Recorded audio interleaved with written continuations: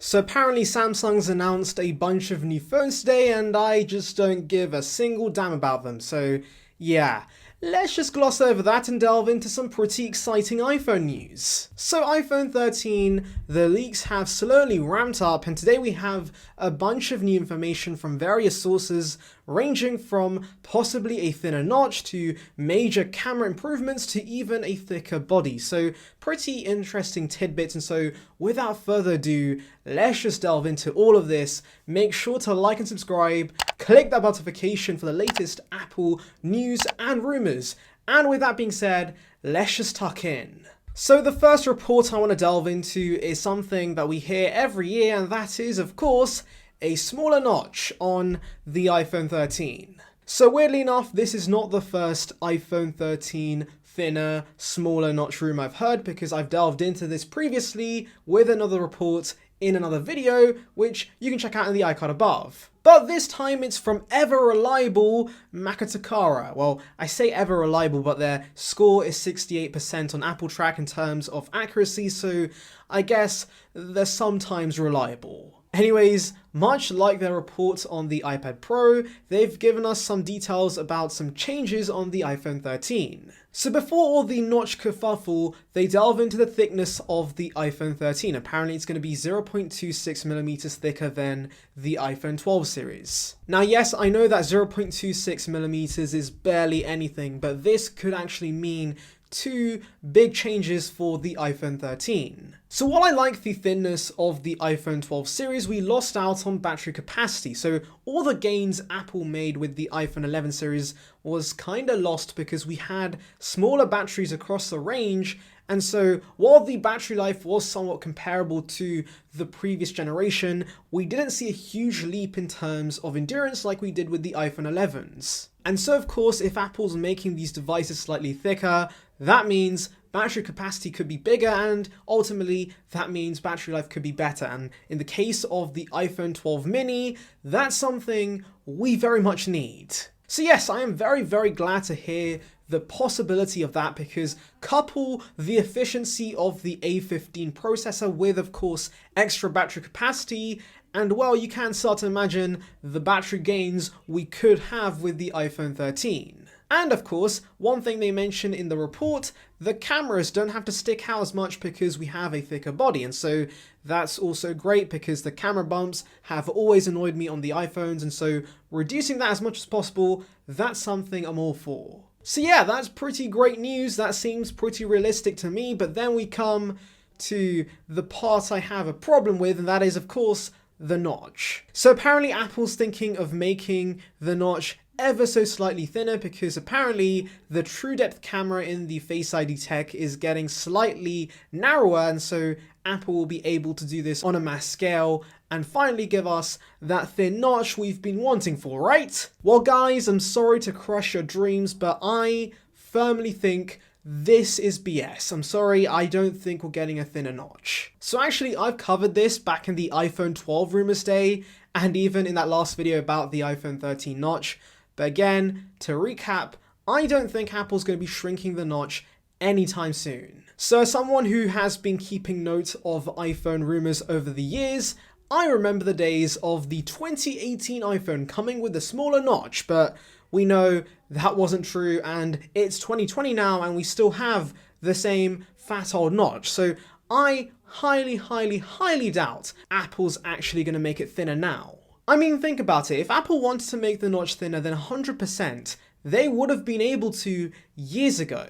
I mean, take a look at some of the competition. We had some Huawei phones with face recognition and they had notches that were way smaller than the ones on the iPhone, and so it definitely is possible, the tech is there, but Apple chose to keep the notch around and is choosing to keep the notch around for the foreseeable future. And that's basically because Apple is stubborn to change. Apple rarely changes the design of the iPhone. I mean, even this super cycle, the iPhone 12, well, it's essentially an iPhone 11 with flat edges. It's not really much of a super cycle. But if you think about it, Apple's always been like this. Apple, up until the iPhone 10, basically had the same forehead and chin design on the front. And so I can see Apple also keeping the notch around for another few years. In my opinion, Apple's whole thinking is that let's wow everybody and just get rid of the notch in one go with one super cycle. And I'm assuming that will be the 2023 iPhones, because I can see under display tech being ready for mass production by then. And so I can see a lot of people being blown away by how Apple got rid of the notch in one go in 1 year.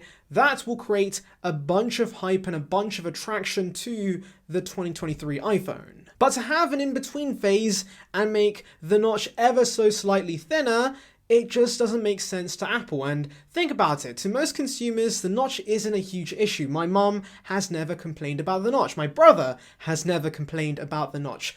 I don't think average consumers care as such, and so Apple really doesn't have a reason to get rid of the notch until, of course, they can nail under-display technology. And I know this sounds very dumb, but bear with me, the iPhone and the notch has become sort of iconic. You know you have an iPhone when you have that thick, fat notch. It's something that's a characteristic of the iPhone, and so I can see from that point of view why Apple wants to keep the notch, because as soon as they start making it smaller, it's going to look like other Android clones of the iPhone. So yes, I think Apple's going to be keeping the notch around, and it's going to be here for at least 1 to 2 years before, of course, they bring the notchless iPhone that we could see in 2023. But the main thing to note is that the next iPhones should be an S year. We know that for sure because this is a super cycle, as much as it's not really that different from the iPhone 11 Pro. Because the chassis changed, it counts as a super cycle, and so next year should be a very minor refresh. It's going to be internally refreshed, but externally it should be near identical to the iPhone 12. Actually, I do have a community poll up about whether the next iPhone will be iPhone 12s or iPhone 13, so if you have the time, tell me what you think by voting, and of course give me an explanation as to why you think that. Anywho, enough of the notch.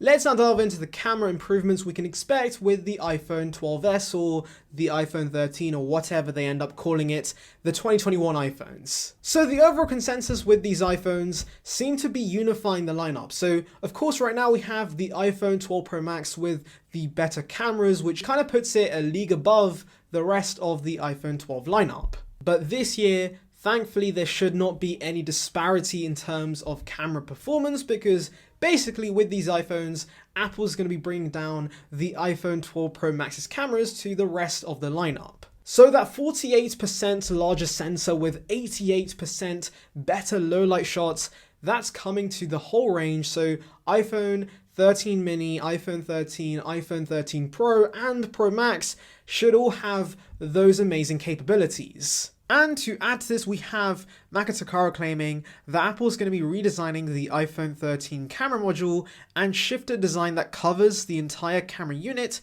with sapphire glass. So this will very much resemble the iPad Pros we have today, and the size of the module should be increasing by 0.9 millimeters. So it clearly seems Apple is adapting the camera unit for these larger sensors across the range. Now, I'll be honest, I did use the iPhone 12 Pro Max briefly, and I don't remember there being much of a difference from the iPhone 12. But I think with extra computational features, we can expect the iPhone 13 series to be slightly better than the iPhone 12s. And by the way, the sensor shift stabilization, I still don't really have a clue as to what exactly that is, but better stabilization, I guess, that's coming to the rest of the lineup. So yes, it's nice that Apple isn't forcing consumers to buy the biggest and most expensive model. It's nice to see that the rest of the range is getting a bit of that camera love. Another upgrade we can expect with the iPhone 13 range in terms of cameras will be the ultra-wide. So the ultra-wide has roughly stayed the same since its debut back on the iPhone 11, but with the iPhone 13 Pros, we should expect the ultra-wide to go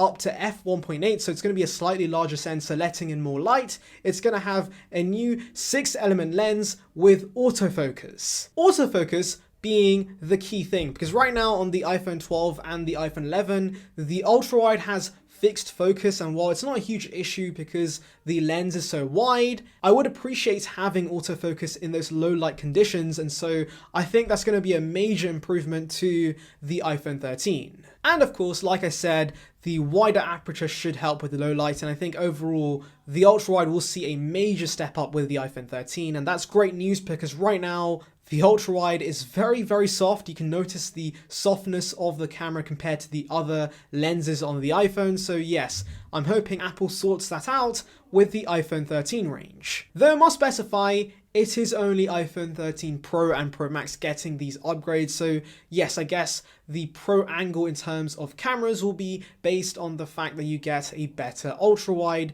over the rest of the lineup. But yeah, that's pretty much all the camera improvements, and that pretty much ends this rumor roundup for the iPhone 13. So yeah, I'm looking forward to the iPhone 13. I think there's going to be some pretty big improvements in display Touch ID. Should be something big. I'm looking forward to the new ultra-wide, better battery life. I feel like all these minor upgrades are going to add up to a pretty solid phone overall. So yeah, tell me in the comments below, are you upgrading to the iPhone 13? And also tell me there, do you think the next iPhones will be iPhone 13 or 12s? I'm team 12s as much as I like to refer it to the 13. So yeah, I want to know what you guys think too, so let me know in the comments below. Anyways, thank you guys for watching. Make sure to like and subscribe. Click that notification for the latest Apple news and rumors. Check out a video here on something that I've completely forgotten. I don't remember, so just check it out. And on that note, I'll see you guys in the next one. See ya, peeps.